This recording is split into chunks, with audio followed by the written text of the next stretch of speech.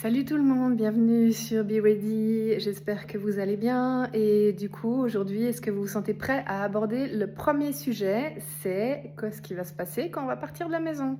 Alors qu'est-ce que ça veut dire partir de la maison? En fait c'est un moment que probablement tous vous attendez ou peut-être certains vous redoutez, c'est quitter ses parents pour pouvoir commencer à vivre sa vraie vie, sa vie à soi, sa vie en autonomie. Dans son appart ou dans une colocation, dans une maison d'étudiants, peu importe. Mais en gros, on quitte le cocon familial et on se lance dans notre vie. Qu'est-ce que ça veut dire? Eh bien, qu'est-ce qui va être différent à votre avis? Est-ce que vous vous sentez prêt pour ça? Est-ce que vous savez à quoi vous attendre? Eh bien, c'est ce qu'on va discuter tout de suite. Alors tout d'abord, quand on parle d'aller vivre ailleurs, la première question qui se pose, c'est où vivre ailleurs? Alors dans ce cas-là, il y a plusieurs choses qui peuvent se produire et plusieurs options qui vont s'offrir à vous. La première, ça sera peut-être de quitter votre domicile familial pour aller dans des maisons d'étudiants ou des chambres d'étudiants ou des internats. Ça sera la situation qui sera la plus progressive parce que vous aurez quand même encore un environnement autour de vous. Parfois, il y a même des endroits où voilà, il y a des repas qui sont assurés, etc. Mais c'est une première option. On va la voir tout à l'heure et on va voir quels sont les avantages et les inconvénients de cette option de démarrage dans la vie. Ensuite, il y a la deuxième option qui serait une option, si vous voulez toujours pas être complètement seul, de colocation. C'est aussi un mode qui fonctionne super bien et surtout pour les jeunes qui sont un peu tous dans les mêmes situations, que ce soit en études ou alors en tout début de vie professionnelle. Et puis ensuite, on verra le troisième mode, c'est vous faites le grand saut, vous avez fini vos études et vous voulez vous prendre votre premier appart, seul cette fois-ci, et on verra les avantages et les inconvénients. Alors, concernant le premier mode, donc le premier mode, c'est un peu la maison d'étudiants, le foyer d'étudiants ou l'internat. Donc, vous avez une chambre, il peut y avoir même une cuisine commune où vous faites à manger ou même des fois des cafétérias. C'est un mode que j'ai connu moi-même quand j'ai fait mes études. J'étais justement dans une maison d'étudiants internationale. Et c'est vrai que c'est un environnement super cool et qui a pas mal d'avantages, aussi quelques inconvénients. Et du coup, on va en discuter juste là maintenant. Mais avant de commencer à évaluer les différents modes de logement, il y a certaines questions que vous devez vous poser parce qu'elles vont conditionner le choix que vous allez faire et aussi les possibilités que vous avez devant vous. La première question à laquelle vous devez réfléchir, c'est déjà, quels sont vos moyens financiers? Quand je parle de vos moyens financiers, ça peut être les vôtres ou ceux de vos parents. Parce qu'évidemment, lorsque vous êtes encore en études, souvent les parents contribuent encore. Et du coup, c'est quelque chose aussi que vous devez aborder et discuter avec vos parents, voir quelles sont les possibilités. Si vous êtes obligé de quitter la ville où vous vivez avec vos parents pour pouvoir faire vos études ailleurs, c'est important de pouvoir prendre le temps d'en discuter en famille et de voir quelles sont concrètement les possibilités déjà qui s'offrent à vous. Imaginons que vous avez, au niveau financier, c'est pas un souci et que vous voulez justement commencer à évaluer la possibilité d'avoir un foyer d'étudiants. La première chose à faire, une fois que vous savez quelle ville vous convoitez par rapport à vos études, c'est vous renseigner déjà sur les offres et sur les possibilités qu'il y a sur place. Donc pour faire ça, le mieux, c'est d'aller contacter la mairie ou en tout cas la commune où vous allez aller faire vos études, la ville en fait, qui pourra vous indiquer si oui ou non, il y a quel genre de logement communautaire, on appelle ça souvent logement communautaire, s'offre à vous par rapport aux étudiants. Une petite astuce aussi qui peut être sympa, c'est d'essayer de rejoindre un groupe d'étudiants de la ville sur laquelle vous allez bientôt aller, que ce soit sur Facebook ou sur les réseaux sociaux, pour pouvoir poser vos questions, demander des recommandations, s'il y a des personnes qui sont déjà sur place, pouvoir même rentrer en contact avec ces personnes et pouvoir discuter brièvement des différentes options ou de leurs amis, où est-ce qu'ils sont logés ou même où est-ce qu'ils sont logés. Vous avez maintenant à disposition des moyens de communication qu'il faut être utilisés en fait, pour pouvoir justement avoir accès aux meilleures recommandations, on va dire. Et puis lorsque vous en discuterez avec eux, n'oubliez pas de poser les questions qui sont importantes, à savoir leur demander quel est le niveau de confort, par exemple, quelle est l'ambiance qui règne sur place, quelles sont les facilités de transport, notamment pour pouvoir se rendre à l'université ou dans d'autres écoles. quelles sont les proximités avec des magasins comme pour pouvoir faire ses courses alimentaires ou autres, la proximité aussi avec la gare parce que parfois vous allez être aussi amené à vous rendre entre votre domicile familial et le lieu où votre nouveau lieu de vie avec le train. Donc ça vaut vraiment la peine de pouvoir, une fois que vous avez une vision des différentes options qui s'offrent à vous d'un point de vue logement communautaire dans une ville, commencer à prendre en considération certains critères. Donc, pour faire ça, la meilleure manière, c'est d'avant toute chose, utiliser la petite fiche que je vais vous mettre ici pour pouvoir évaluer ces différents critères. Donc, ça sera la proximité avec les gares, la proximité avec les transports publics, la proximité avec les magasins, notamment alimentaires, l'ambiance, si vous arrivez à rentrer en contact avec des personnes qui sont sur place, bien sûr le tarif et les différentes options en termes de détails du logement, notamment au niveau du confort. Voilà, est-ce que c'est des chambres individuelles? Est-ce que c'est des chambres à deux? Est-ce que c'est des chambres à plus que deux? Pensez à l'aspect chambre, mais aussi à l'aspect douche. Moi, quand j'ai commencé, j'étais dans une petite chambre qui faisait 3 mètres sur 2, avec un tout petit lavabo, mais qui m'a été quand même extrêmement utile et je vous raconterai une fois une anecdote par rapport à ça. Et je partageais ma salle de bain avec 8 autres étudiants, donc 8 hommes qui partageaient aussi la même salle de bain. Donc c'était cool et c'était très formateur. On a eu des moments de grande solitude aussi le matin quand on se réveille et qu'on veut juste aller faire pipi et qu'on doit attendre que les 8 soient passés devant vous, parce que non, c'est un mythe. Les femmes ne prennent pas plus de temps à la salle de bain que les hommes. J'ai pu vraiment le prouver et le reprouver pendant des semaines et des semaines entières et des années, voire. Donc voilà, ça c'est le premier point, c'est vraiment avoir la liste de critères, en tout cas que vous devez prendre en considération pour choisir votre logement. Le tarif, évidemment, c'est le premier critère à prendre en considération parce que c'est ce que vous allez ressentir, soit vous, soit vos parents, tous les mois, et que c'est très important de choisir un logement qui sera viable sur le long terme d'un point de vue financier. Quels sont les avantages de la vie dans un lieu communautaire comme celui-là? Alors les avantages, il y en a beaucoup. Déjà, de 1, c'est progressif, c'est-à-dire que vous quittez votre famille, mais vous ne vous retrouvez pas tout seul. Il y a d'autres personnes autour de vous, vous pouvez faire des nouvelles rencontres, et quand on arrive dans une nouvelle ville, c'est super important de se refaire un cercle amical. On ne se sent pas comme ça largué dans un endroit qu'on ne connaît pas, parce que qui dit nouvelle rencontre dit aussi des conseils, dit aussi une intégration beaucoup plus facile dans une nouvelle ville.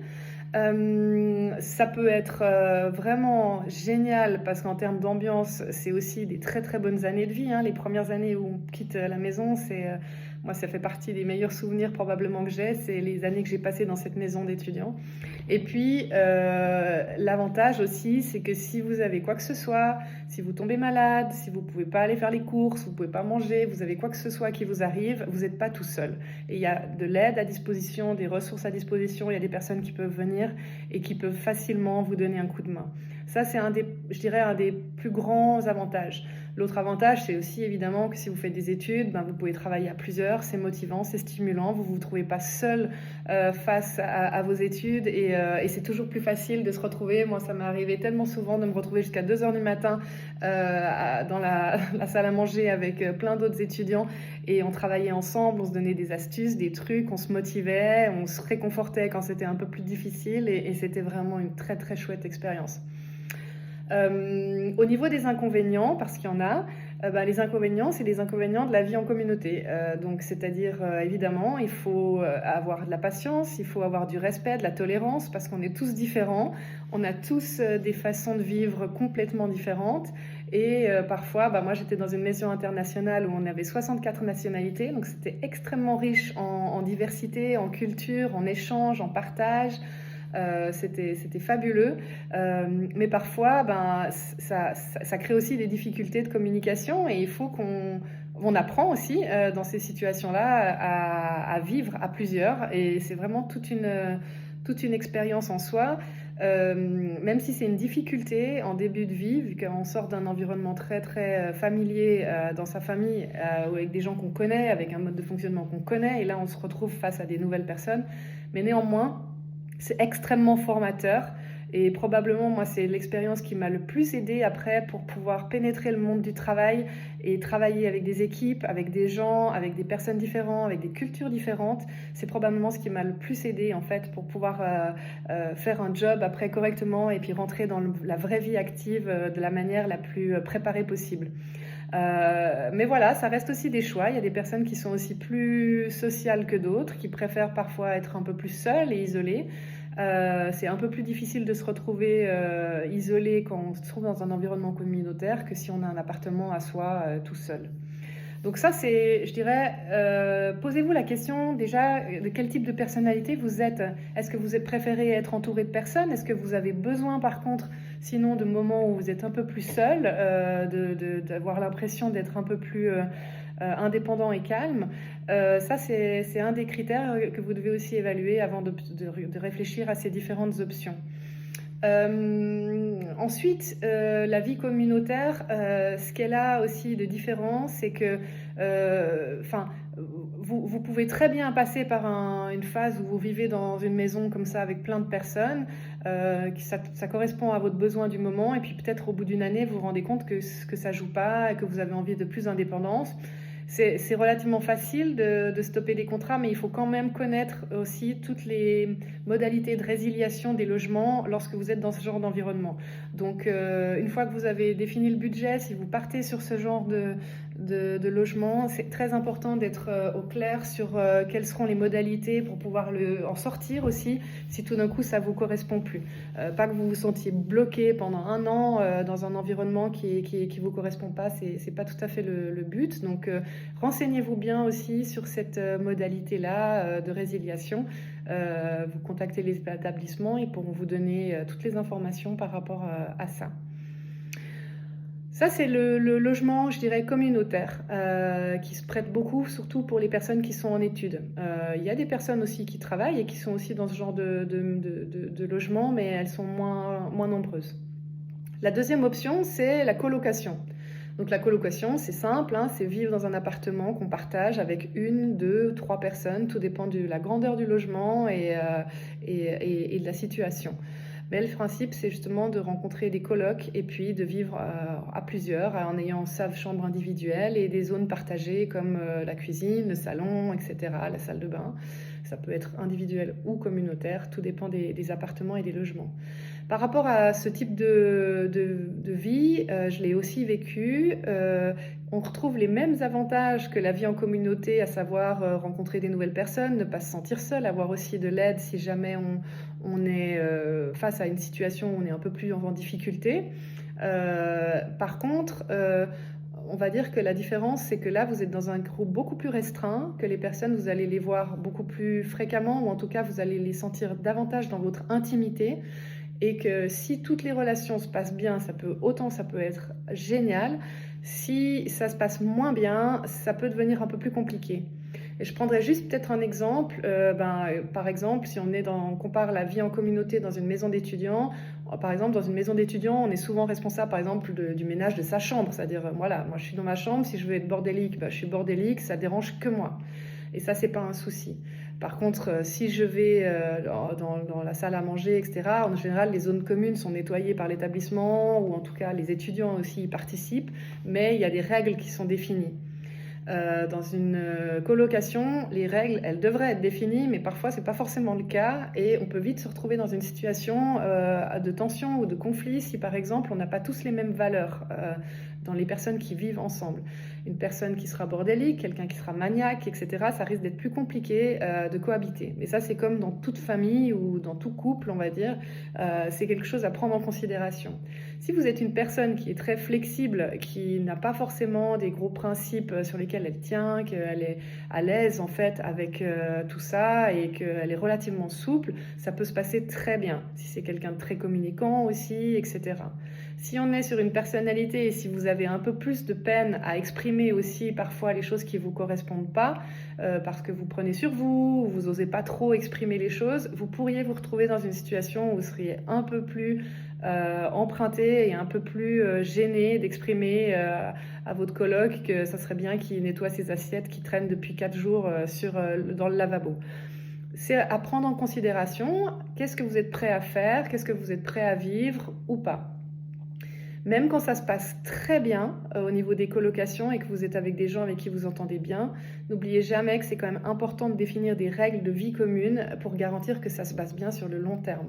Ça veut dire répartir les tâches ménagères, se mettre d'accord sur des activités, notamment jusqu'à quelle heure on peut faire du bruit, etc. L'utilisation des salles de bain, est-ce qu'il y a quelqu'un qui est responsable de trier le frigo, de remplir le frigo, etc. Tout ça, on pourra faire une vidéo spécifique sur cette colocation qui nécessite quand même une mise en place d'organisation quasi familiale en fait pour que ça puisse se passer bien. Et puis la colocation, le désavantage qu'il y a par rapport à une vie en communauté, c'est que s'il y a une personne de la colocation qui s'en va ou si vous voulez partir, il faut remplacer la personne. Donc on ne sait jamais après avec qui on va être amené à partager son intimité. Il peut y avoir des colocations qu'entre femmes, mais ça peut être mixte aussi, etc. Et en général, s'il y a une personne qui est remplacée, les autres colocs vont rencontrer la personne pour donner leur aval, oui ou non, on est OK de vivre avec cette personne. Mais il peut y avoir justement plus d'instabilité, on va dire, vu que vous ressentez vraiment les gens dans le quotidien et dans l'intimité, il peut y avoir plus d'instabilité par rapport à ça et plus de changements que si vous êtes dans une chambre d'étudiants où oui, il y a une soixantaine d'autres personnes autour, mais vous les voyez moins, elles font moins partie de votre intimité directe, ça se ressent un petit peu moins. Au niveau des inconvénients de la colocation, donc on en a parlé, c'est plutôt les aspects logistiques, de vie en commun qui doit être, chacun doit prendre sur soi et respecter ses engagements. Ça demande beaucoup plus, on va dire, d'implication et ça demande plus d'aisance relationnelle, on va dire, qu'une vie en communauté.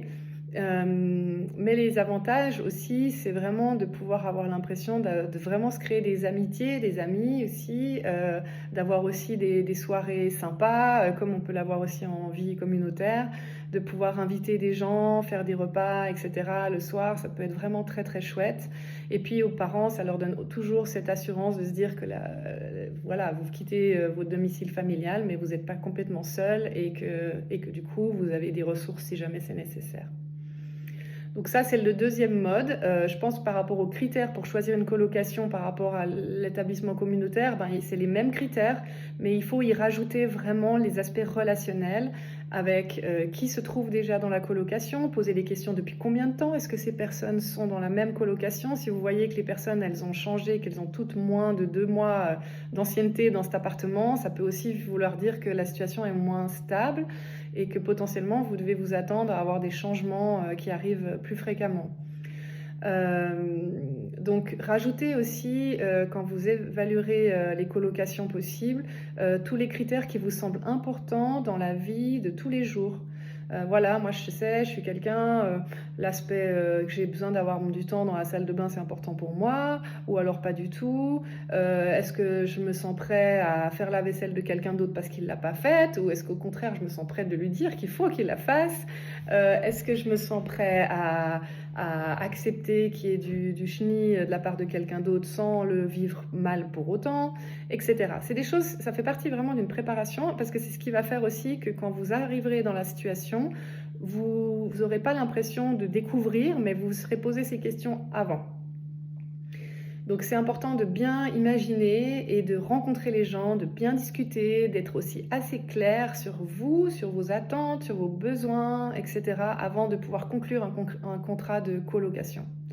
Toujours demander aussi les modalités de résiliation, c'est extrêmement important de savoir combien de temps vous devez donner de préavis avant de pouvoir quitter la colocation, combien de personnes vous devez présenter pour qu'elles puissent vous remplacer, parce que si vous partez et que vous devez donc retrouver quelqu'un pour vous remplacer, c'est très important de savoir, ok, si je leur présente des gens qui ne leur conviennent pas, au bout de combien de personnes solvables je leur présente et qui pourront quand même me laisser partir. Ça, c'est aussi ce qu'on retrouve après dans les appartements quand vous le louez, mais c'est important de connaître très bien les conditions de résiliation des contrats. Ce qui est aussi important, c'est d'avoir une bonne vision de l'utilisation du budget, donc au niveau du prix, mais savoir qu'est-ce que le prix engendre par rapport notamment aux charges, par rapport à l'électricité, est-ce que les factures sont divisées par le nombre de personnes, comment est-ce qu'on gère tous les aspects charges de l'appartement fixes, et comment ils sont organisés d'un point de vue courses alimentaires. Est-ce que chacun fait ses courses ou est-ce qu'il y a un pot commun? Enfin, il y a différents modes on pourra faire vraiment une vidéo spécifique là-dessus. Et enfin, le dernier mode de logement, c'est donc vous prenez le grand vol, vous trouvez un petit appart parce que vous avez votre premier job et que vous avez trouvé quelque chose qui vous correspond. Et là, vous vous mettez en ménage, que ce soit seul ou avec votre copain ou copine, enfin voilà, mais en tout cas, vous prenez un appartement en location à votre nom. Ça, c'est l'étape, on va dire, que vous allez de toute façon atteindre à un moment donné.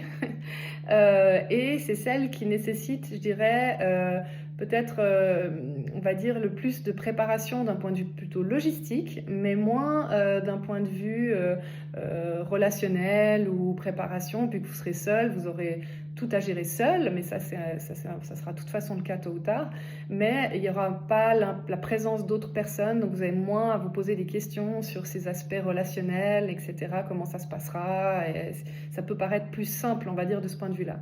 Par contre, d'un point de vue logistique, ça peut être plus compliqué, parce que souvent, les logements communautaires, il y a déjà une première base de meubles, etc., qui sont là, vous n'avez pas besoin de déménager.